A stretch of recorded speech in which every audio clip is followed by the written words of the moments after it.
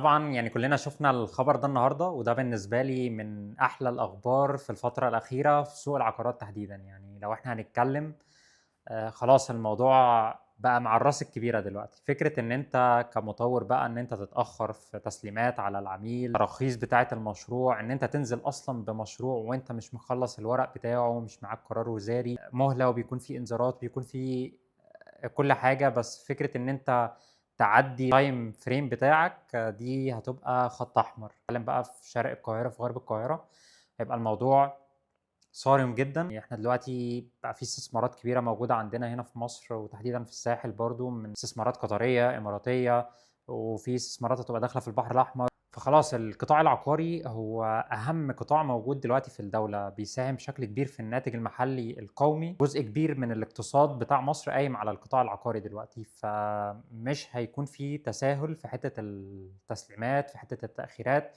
في كل ده. فالموضوع الفترة الجاية هيبقى داخل في الجد.